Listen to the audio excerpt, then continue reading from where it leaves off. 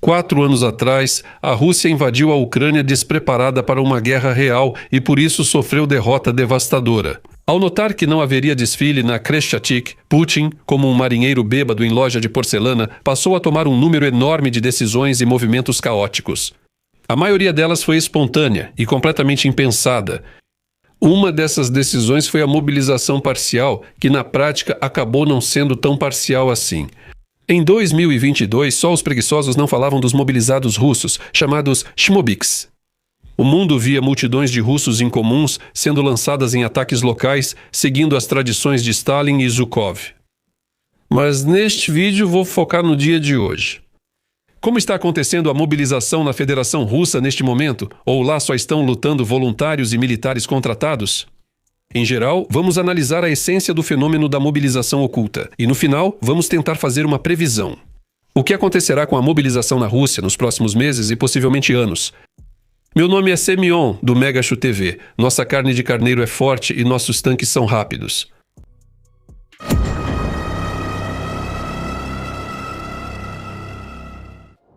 Afinal, você pode entrar 2 vezes no mesmo rio. Vou começar dizendo que durante a atual guerra de meia escala, a Rússia declarou mobilização não uma, mas 2 vezes. Pouca gente se lembra disso hoje, é que da primeira vez ela agiu por hábito antigo. Não de forma direta, mas de maneira híbrida, usando suas fiéis marionetes, a RPD e a RPL. Foi exatamente no território deles que 5 dias antes do início da invasão, em 19 de fevereiro de 2022, começou essa atrocidade, que nem dava para chamar de mobilização. O lendário soldado Timonia e Timonia da Gorlovka ocupada com certeza não vão me deixar mentir. Naquela época pegaram todo mundo, inclusive estudantes, pessoas com deficiência e isentos. Eles mal conseguiam vestir, alimentar ou armar essas pessoas. Capacete da Segunda Guerra Mundial, rifle Mosin, modelo 1895 camuflagem de antes da época do Afeganistão e botas de couro dos anos 90. Era mais ou menos assim que um mobilizado padrão da DNR e da LNR se parecia. O absurdo do momento é que, inicialmente, essa mobilização não fazia sentido algum, exceto para uma demonstração banal diante das câmeras. Já que em 5 dias o exército regular russo completo deveria entrar em ação. E, claro, o Kremlin sabia disso. Não todos, é claro, mas aqueles que precisavam saber, sabiam muito bem que esses soldados mobilizados não seriam mais úteis do que a neve do ano passado. O plano era tomar Kiev em 3 dias e a Ucrânia em semanas. Quando o Blitzkrieg falhou, os soldados mobilizados passaram a cumprir sua missão principal. Verdadeira carne de canhão. Foram justamente atrás deles que os valentes soldados russos, que vieram para uma terra estrangeira sem qualquer convite, se escondiam.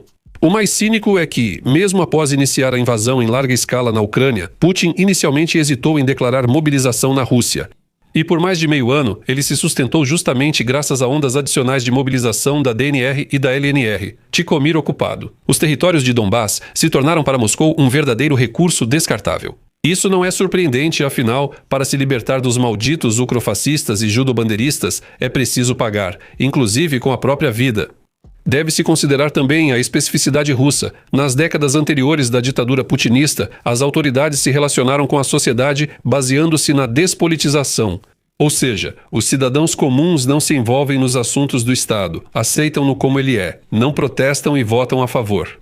E o Estado, por sua vez, não interfere na vida privada deles e, muito menos, exige deles participação em guerras desnecessárias e distantes. Para isso, existem os profissionais contratados. Por isso, a declaração de mobilização dentro da própria Rússia destruiria esse contrato social não escrito e, teoricamente, poderia provocar protestos. Ainda mais porque o próprio sistema de registro militar e preparação para a mobilização, desde os anos 90, estava em estado semi-abandonado e bastante corrompido. Desde as guerras da Chechênia, o modelo de Putin buscava resolver tarefas militares com poucas baixas, usando apenas soldados contratados. Só quando já na linha de frente as coisas realmente começaram a pegar fogo, quando a famosa contraofensiva de Kharkiv das Forças Armadas da Ucrânia fez o exército russo, antes visto como invencível, fugir como zebras de pombos. Quando surgiu a ameaça de perder a maior parte da região de Lugansk e não só, foi aí que o czar ortodoxo foi obrigado a sair do seu bunker. Ao anunciar a mobilização parcial em 21 de setembro de 2022, ele praticamente anulou todas as promessas anteriores de usar apenas o exército profissional. Mas não há motivo para se surpreender. A palavra do czar é assim mesmo. Se quiser, eu dou. Se quiser, eu tiro de volta. E o que está acontecendo agora do outro lado da fronteira? Mas todos esses acontecimentos já ficaram no passado, e desde o final de 1922 na Rússia, aparentemente, ninguém é forçado a se alistar como soldado. Embora preste atenção a um ponto puramente jurídico, o decreto presidencial número 647 sobre a mobilização parcial ainda não foi revogado até agora. Ou seja, formalmente o processo de mobilização ainda ocorre. Esse truque jurídico permite que as autoridades retomem a caça aos homens a qualquer momento, mesmo sem adotar um novo documento, simplesmente com base no antigo. Na prática, agora só recrutam abertamente jovens de 18 a 20 anos, apesar de poderem convocar até os 30 desde que o limite foi ampliado há alguns anos. Além disso, no início de 2023, foi introduzida uma coisa chamada convocação eletrônica no portal de serviços públicos. Isso é um análogo ao aplicativo ucraniano DIA. Essas convocações são enviadas à conta pessoal do usuário e consideradas entregues automaticamente após 7 dias, mesmo que ele não acesse a conta. Após o envio da convocação, a saída da Rússia é automaticamente proibida. Fugir para o exterior, como em 2022, não funcionará mais, ao menos legalmente. Você percebe? Por ora, as convocações eletrônicas são para os convocados. Até um idiota percebe que o verdadeiro objetivo delas é preparar uma nova onda de mobilização. No entanto, de acordo com as ordens oficiais, os rapazes do serviço militar obrigatório são usados apenas na retaguarda, dentro do próprio território da Rússia, e para a linha de frente só vai quem se voluntariar. Mas o que significa voluntariamente na Rússia, vamos discutir depois. Quero destacar que as tropas que lutam na Ucrânia são principalmente compostas por voluntários contratados. Ou seja, os mobilizados que sobreviveram após 2022 em Moscou meio que esqueceram de desmobilizar. Então vamos analisar com mais detalhes. Um contratado, ou seja, um mercenário, falando de forma simples.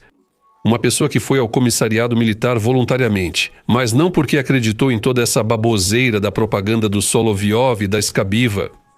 Simplesmente porque está chegando o prazo para pagar os empréstimos. Ou um morador de cidade pequena sonha em ser alguém, ir para Moscou, São Petersburgo ou pelo menos Kazan ou Saratov. Mas não tem dinheiro para isso. E há apenas uma saída dessa vida triste e cinzenta no interior da Rússia: o exército. É praticamente um trampolim perfeito de ascensão social para todos os necessitados. Se você sobreviver, é claro. Se não fossem os pagamentos generosos do czar, ninguém se alistaria voluntariamente no exército. Se havia milhares de patriotas e ideológicos, já foram à linha de frente em 2022, o resto prefere lutar nos canais do Telegram, pois é mais seguro e confortável. Para um verdadeiro patriota russo, não faz sentido ir às trincheiras perto de Kupiansk, Guliai-Poli ou Konstantinovka. Prefiro ficar na minha querida Kostroma. Vocês devem perguntar, quanto paga hoje um soldado contratado no exército russo? Para o recruta moderno, os pagamentos consistem em 2 partes, um bônus único de alistamento e um soldo mensal, ou seja, o salário, falando de forma simples. Então, logo após assinar o contrato, você recebe a partir de 400 mil rublos. Nas cidades mais ricas, devido aos adicionais regionais, esse valor pode ser muito maior. Em Moscou, o bônus de alistamento é de 2 milhões e em São Petersburgo ultrapassa 4 milhões.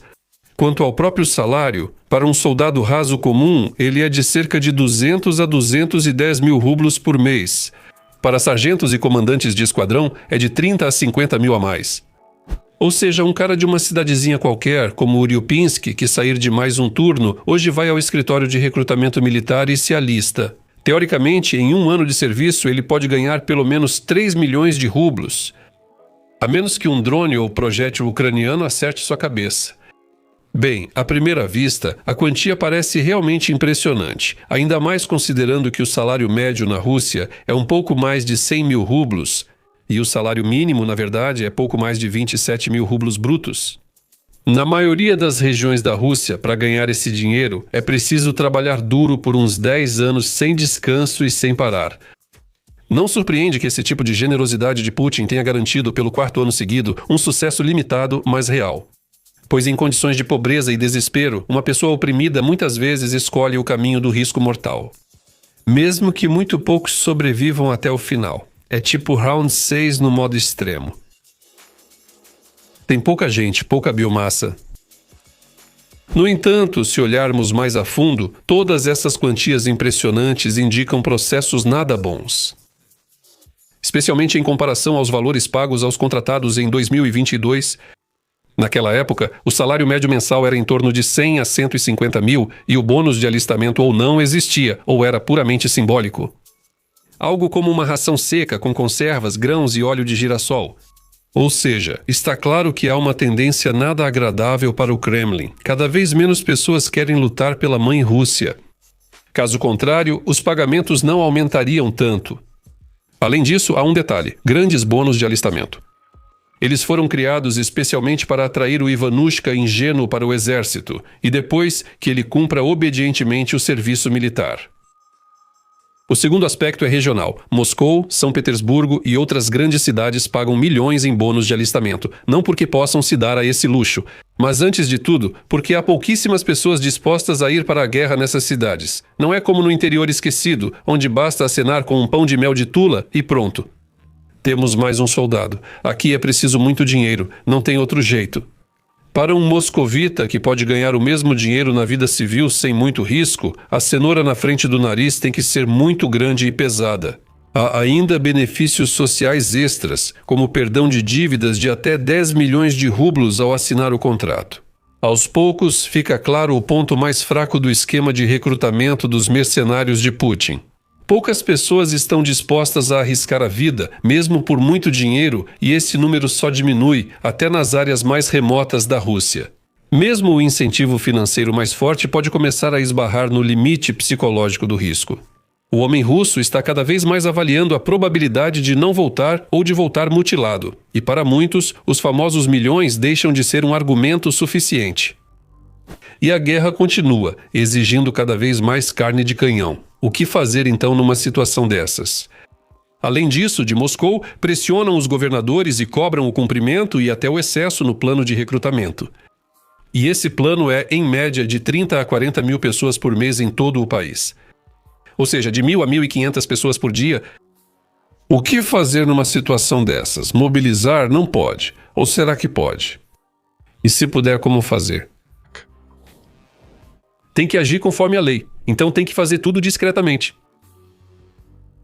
E agora chegamos à parte mais interessante: mobilização oculta. Uma mobilização que teoricamente não existe, mas que na verdade está acontecendo. Embora agora não tenha influência decisiva, muitos sabem sobre isso, mesmo que não gostem de falar. Então, o que vocês acham? Quem é mais fácil de mobilizar de forma que passe despercebido? Correto. É necessário mobilizar quem já está nas estruturas do exército, mas que teoricamente não deveria ir para a linha de frente. Primeiro, os já citados recrutas. Oficialmente, eles não são enviados para a zona de combate nem para territórios ocupados. Na prática, desde o início, os recrutas são pressionados a assinar contratos com grandes bônus e promessa de serviço tranquilo na ensolarada Crimeia, longe da linha de frente. Essas promessas não valem nada, mas ainda assim há aqueles que cedem à persuasão e à pressão dos comandantes. Ainda mais porque essa pressão muitas vezes é acompanhada de espancamentos sistemáticos por parte dos veteranos, que eles mesmos não querem ir para a linha de frente e acabam incentivando os novatos a fazer isso.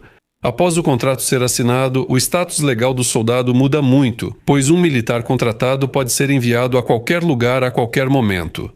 E dificilmente ele será enviado para fazer guarda no calçadão de Yalta, ou pelo menos em Sevastopol. Além disso, desde o início de 2026, foi introduzido o recrutamento durante todo o ano. Escritórios de alistamento militar agora podem capturar recrutas o ano todo, não só na primavera e no outono. Os treinamentos de reservistas também se tornaram mais frequentes, especialmente no verão.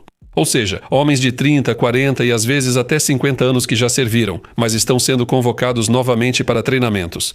Ao chegarem aos campos de treinamento, eles, como os garotos, passam por intensa propaganda intensa e condicionamento psicológico. Oficiais e agentes especiais ou contra-espiões coletam previamente informações dos recém-chegados sobre sua situação financeira e oferecem resolver tudo com um simples gesto de caneta.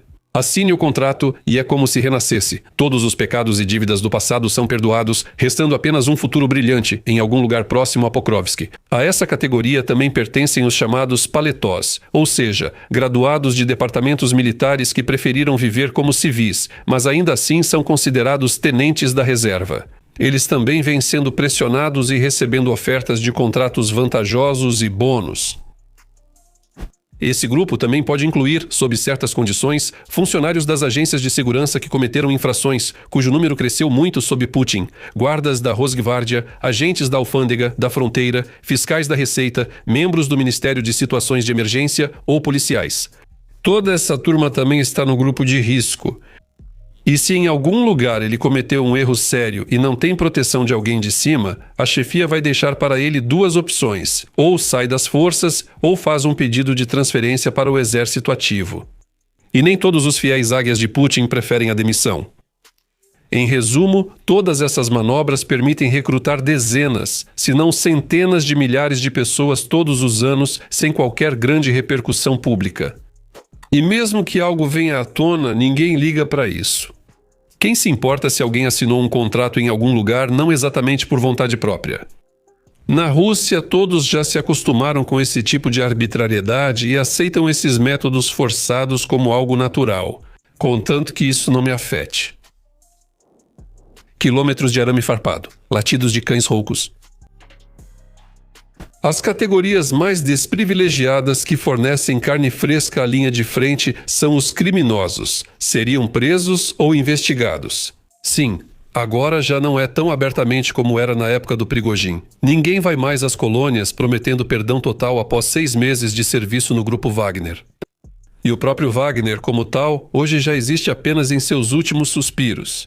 Em vez disso, estão formando pelotões de assalto com os presos, como o Sturm Z ou o Sturm V, que costumam ser usados para tapar buracos nos trechos mais desesperadores da linha de frente.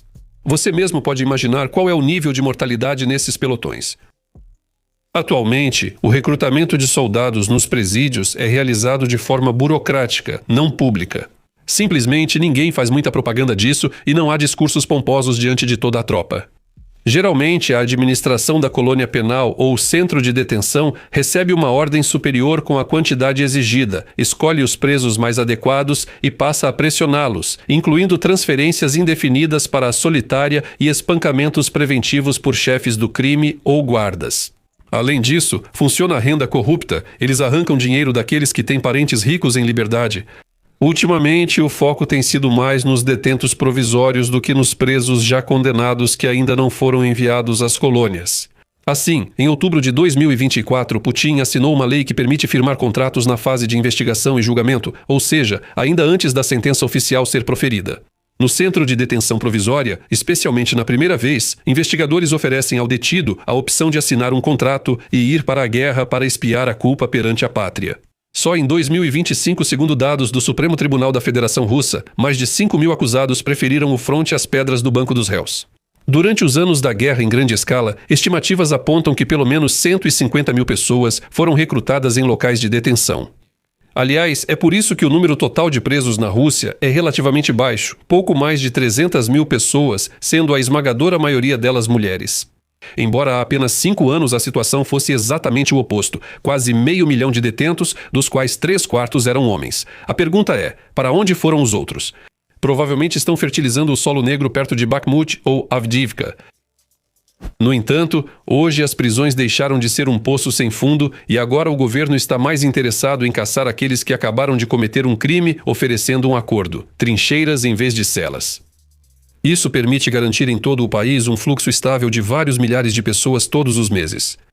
Mas já não são aquelas ondas de assalto de dezenas de milhares de pessoas por mês, como nos tempos de Prigozhin. Então, hoje o recrutamento de prisioneiros permite cobrir as perdas atuais, mas não formar novos corpos de ataque. Onde mais é possível tirar algum proveito? Como vocês já perceberam, quem mais cai nessa coerção são as camadas mais desprovidas de direitos ou mais pobres da população russa. Ou seja, pessoas que não conseguem se defender ou simplesmente não têm dinheiro para se safar pagando. Para encurralar de qualquer jeito e obrigar a assinar o contrato. A essas categorias podem ser incluídos trabalhadores migrantes que vivem legal ou ilegalmente na Rússia. Os últimos sempre podem ser ameaçados de deportação para sua terra natal, Tashkent ou Dushanbe. Mesmo que alguém tenha um passaporte com a águia bicéfala, isso ainda não vai salvar. Acho que vocês sabem tão bem quanto eu como na Rússia tratam todo tipo de tchurcas de fora. Também é possível usar prisioneiros, agora não criminosos comuns, mas presos políticos, muitos deles nos territórios ocupados da Ucrânia. Por exemplo, pegaram alguém de Melitopol ou Skadovsk, suspeitaram de ligação com a inteligência ucraniana ou por dizer algo ruim sobre os libertadores. Deram-lhe uma surra preventiva. Talvez tenham feito uma sessão de eletrochoque e depois, como no Poderoso Chefão, fizeram uma proposta irrecusável. Ou então, vou passar seu caso para o FSB. Ou então, olha só, já tem um contrato preenchido em cima da mesa. Como quase ninguém quer cair nas mãos dos brutamontes profissionais dos serviços secretos, a maioria escolhe o menor dos dois males. De qualquer forma, aquilo que eles acham ser o menor... Não há mobilização, mas mantemos isso em mente. Nos últimos 3 anos, em vez de mobilização forçada em massa, o regime de Putin adotou um modelo de recrutamento permanente. Em vez de uma grande onda, é usado um fluxo contínuo de pessoas, atraídas por grandes quantias de dinheiro, pressão moral e física, promessas, perdão de dívidas ou encerramento de processos criminais. Para pessoas de cidades pequenas, com baixa escolaridade ou problemas de emprego, o exército se torna a oferta de trabalho mais bem paga do mercado. Essa abordagem reduz o protesto social e mantém o ritmo de recrutamento do exército. No entanto, nos últimos meses, se não mais, esse esquema desenvolvido ao longo dos anos tem falhado cada vez mais. Como já mencionei, isso se deve à queda no número de pessoas dispostas a correr risco de morte. Por isso, a retomada da mobilização aberta não saiu da pauta, apenas foi adiada. Desde janeiro de 2026, o recrutamento do exército russo caiu, pela primeira vez desde o início da guerra em larga escala, ficando abaixo das perdas de pessoal. Se formos trabalhar com números concretos, podemos usar os excelentes dados analíticos do Instituto para o Estudo da Guerra, que publicou pesquisas sobre a possível retomada da mobilização direta na Rússia. Esse material foi publicado em 26 de março de 2026 e foi dedicado principalmente ao fracasso da campanha de propaganda para recrutar novos operadores de drones. A questão é que no final de 2025 e início de 2026 houve uma campanha de propaganda sem precedentes na Rússia, convocando os jovens a servirem como operadores de vans. Além dos pagamentos aumentados, eles oferecem um super bônus incrível, a possibilidade de assinar um contrato exatamente por 1 ano. Nos demais ramos das Forças Armadas, só há contratos por tempo indeterminado. Todos servem até o fim da guerra. No entanto, nem essa generosidade excessiva convenceu os estudantes e gamers russos de até 25 anos a largar suas vidas para correr o risco de virar cadáver nos campos sem fim da Ucrânia. O fracasso no recrutamento de operadores de drones pode impactar todo o exército, pois drones são hoje a principal força de ataque na linha de frente. Assim, se continuarem faltando soldados contratados, a mobilização forçada pode acabar sendo a única solução disponível, embora seja bastante impopular. Também vale destacar outro aspecto puramente econômico. O modelo de exército profissional mercenário de Putin, com coerção, ainda requer altos incentivos financeiros. Essa abordagem, embora permita evitar uma nova mobilização em massa, torna a guerra muito cara para o orçamento. Se as perdas continuarem no nível atual e a economia continuar sob pressão das sanções, a manutenção desses pagamentos exigirá ou o aumento da carga tributária, ou a desvalorização do rublo, ou o corte de benefícios sociais e programas. Ou então retomar a mobilização, se não for geral, pelo menos parcial novamente. Pelo menos 500 mil de pessoas. Qual caminho exatamente Putin e toda a sua irmandade tchequista vão seguir, provavelmente saberemos já pelos resultados da campanha da Primavera-Verão de 2026. Então, não vamos ter de esperar muito. Vamos preparar a pipoca.